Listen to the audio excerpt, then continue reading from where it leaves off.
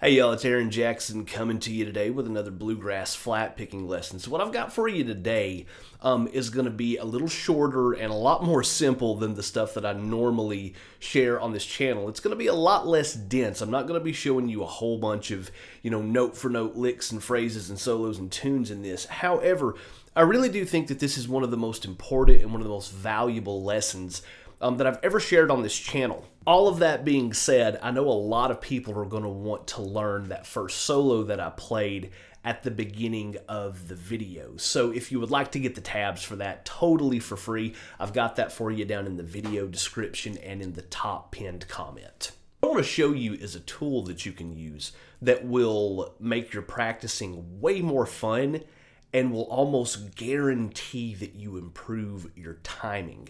And that is a really, really, really important thing when it comes to bluegrass guitar. I certainly do not claim to have the best timing in the world, but I do try to work on it on a daily basis. And if you'll stay to the end of the video, I've got kind of a little a cool story that I would like to share with you to kind of illustrate the point here. And so the tool that I like to use, again, to make practicing bluegrass guitar way more fun and to almost guarantee that you play in time and that it improves your timing, is what's called a train beat. Now, if you're not sure what a train beat is, let me play one here for you real quick. I've got this just kind of going through my Bluetooth speaker here. That's a train beat. That snare drum spelling out those 16th notes. 1 EN, 2 EN, 3 EN, 4 EN, 1 EN, 2 EN, 3 EN. All right. So that is what a train beat is, and it is absolutely one of my favorite things to practice bluegrass guitar with. I also love practicing the chicken picking stuff along with this. One of the great things about practicing along with this train beat here is the drummer is spelling out the downbeats, the 1, 2, 3, 4 with the kick drum, but then he's actually spelling out the 16th notes, the 1 EN to 2 EN to 3 EN to 4 EN to on the snare drum. And those 16th notes are almost always what we're playing lead as, rhythmically speaking, in bluegrass guitar. So he's spelling all of that out rhythmically. And if you'll practice along with that, you can either put an earbud in your ear, or you can kind of do like I do and crank up my Bluetooth speaker. I'm not sure how my neighbors feel about that, but hey. And if you practice along with that where you can really hear that, it almost forces you to play in time. So real quick, I've got a train beat here. This is at 80 beats per minute. And I'm just going to go through a couple of simple picking exercises. And I'm going to play like a tune and a solo along with this train beat, just to illustrate to you how you can do the same thing here. All right, so here we go. Okay. So what I'm going to do is I'm just going to start off just picking some basic open strings here, just. And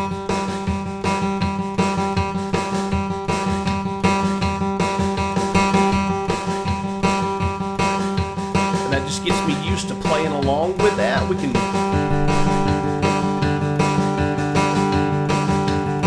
Maybe a little cross picking.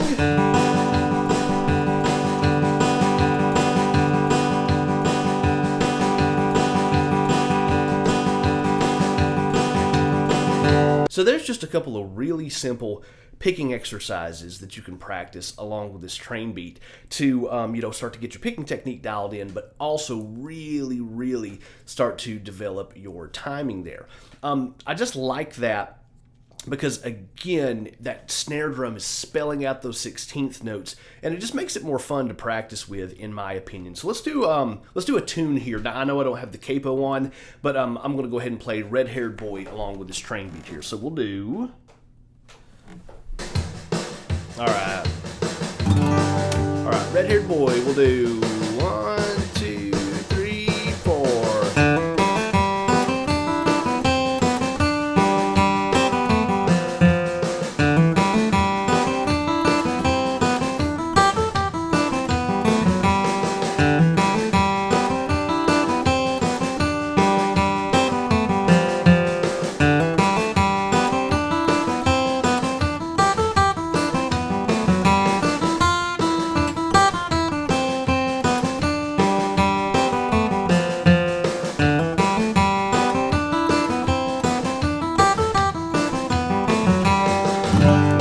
So let's do like a Tony Rice solo. Let's do 9-pound hammer. Tony Rice, 9-pound hammer. Let's do...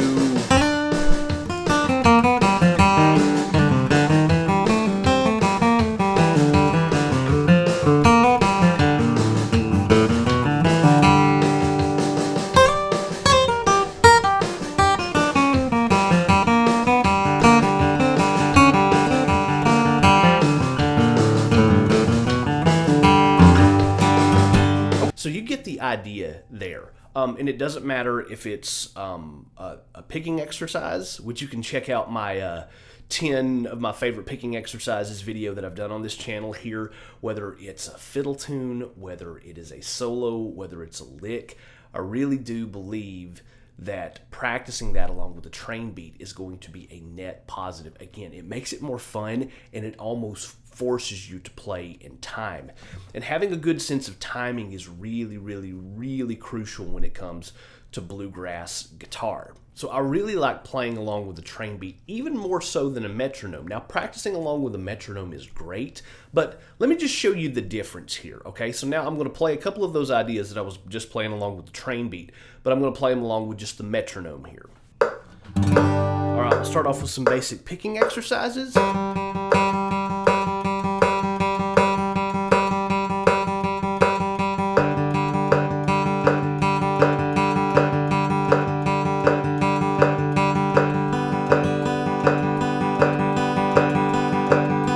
Red-haired boy.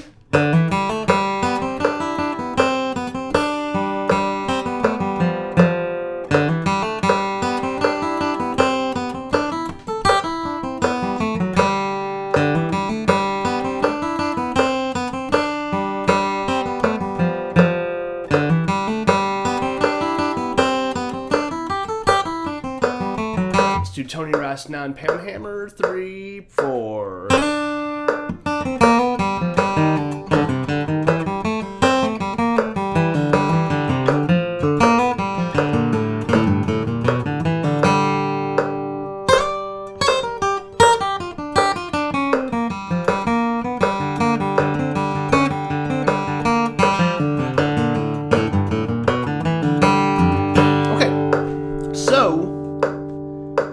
It's still a great thing to practice along with. And you should practice along with the metronome, because where the metronome, or in this case I just had it spelling out the downbeats, it really forces you to lock in with your 16th notes. But I enjoy the train beat better because that drummer is spelling out those 16th notes, and it just kind of forces you to play in time with it. So it's something that I try to use every single day. And here's the thing too. A lot of people, when they're learning this, they'll say, Aaron, you're playing it at 80 beats a minute. I need something way slower than that. No problem at all. Here's a train beat at 50 beats a minute, okay? 1 E and a 2 E and a 3 E and a 4 E and a...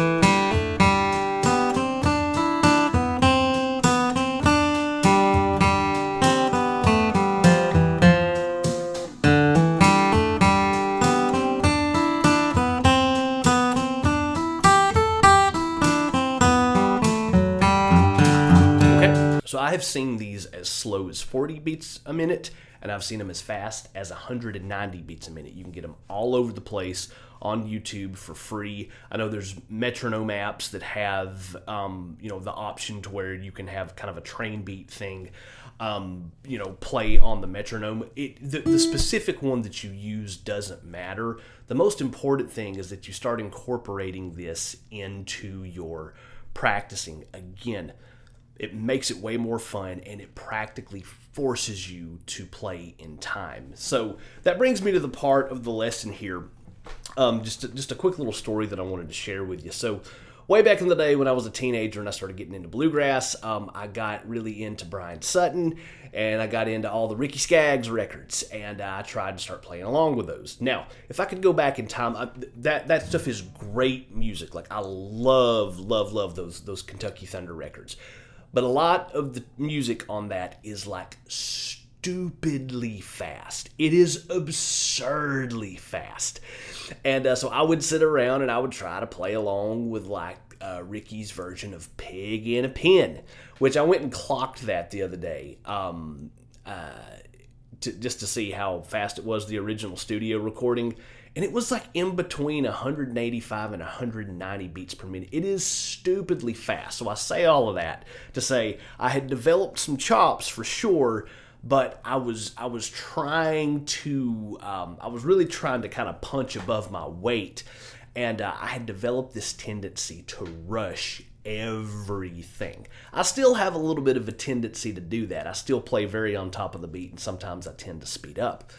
But anyway, so I was doing that when I was a teenager, living in East Texas, and I was the only person I knew who liked this kind of music. And then I moved up to East Tennessee to be part of the bluegrass program at East Tennessee State University. And in my first year there, I had developed a reputation of like, yeah, he's good and he can play pretty fast and pretty clean, but he has timing issues. So fortunately, I had a teacher named Dave Yates. Big shout out to Dave. And I was in lessons with him one day, and he didn't like scold me or chastise me for having timing issues. He just this was probably 20 years ago, probably longer than 20 years ago, and he had like an old, I don't know if it was like a Yamaha, it was a keyboard. But it had like drum tracks on there with like a bunch of different styles, and one of them was bluegrass. And there was one day he came into lessons, and he had that thing, and he had it like plugged into some external speaker. This was before the internet. It wasn't before the internet, but it was before, we had as many resources as we have now. And he just kind of turned on that train beat, cranked it up through that speaker, and he goes, "Let's play along with this." He goes, "What I love about this tool is that it just kind of forces you to play in time." And we started playing some fiddle tunes like Gold Rush and Big Mine and all that other kind of stuff. And I was like, man, this actually is fun, and it does force you to play in time. So after my first year there at ETSU, I went home that summer, and I had a keyboard that could basically do the same thing. And I just practiced along with that train beat all summer. And then when I came back the following year, just everybody was like, dang, man, your timing has really, really improved. And it just showed me that, no matter what your strengths and weaknesses are, you can work on those and you can improve. That was kind of my weakness was, I had a tendency to speed up and to rush everything and to want to, turn everything into, some kind of blazing barn burner of a tune. But for you, I know other people have a tendency to kind of play behind the beat. Maybe they have a tendency to drag or slow down. It doesn't really matter. But practicing along with that tool, with that train beat where you can really hear it, again, it will make your practicing more fun, and it will nearly force you to play in time, which if you're doing that consistently, you'll get better, and it'll make you want to practice more, which will make you get better, which will make you want to practice more, and you can just kind of really, really, really start that upward spiral in your playing. So that's really what I'm here to do today, is to just pay that forward. Because I know that that's going to help you in your playing, because I practice along with these kinds of train beats every single day. And you can even take this a step further if you want. I know Tim Stafford used to talk about practicing along with a drum machine, and he would take like rumba and calypso and reggae beats and stuff like that to deliberately give himself some new rhythmic ideas in his bluegrass solos, because a lot of times when we're playing bluegrass solos, we're just kind of playing straight 16th notes,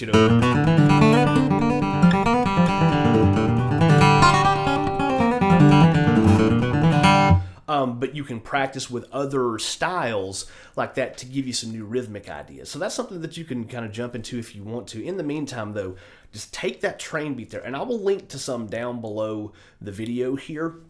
But like I said, I've seen them as slow as 40 beats a minute, and I have seen them as fast as 190 beats a minute. It doesn't matter where you're at, but using this tool in your daily practice routine, I promise you, is going to benefit you in so many ways. I practice along with them every single day. So I know this is a little bit more of a simple lesson here, but it really is one of the most important. And again, I wanted to pay that forward and share that with you because it benefited me so much, and I know it's going to benefit you as well. So again, remember, if you'd like to get the tabs for that kind of first little solo that I played at the beginning of the video, hit the link down in the video description and in the top pinned comments, and I will send that to you. And again, I got some different train beats linked in the video description, but ultimately you're going to have to do your own research, find the ones that you like that are appropriate for where you're at as a guitar player. And like I said, there's other tools that you can use. There's certain metronome apps that have this kind of thing.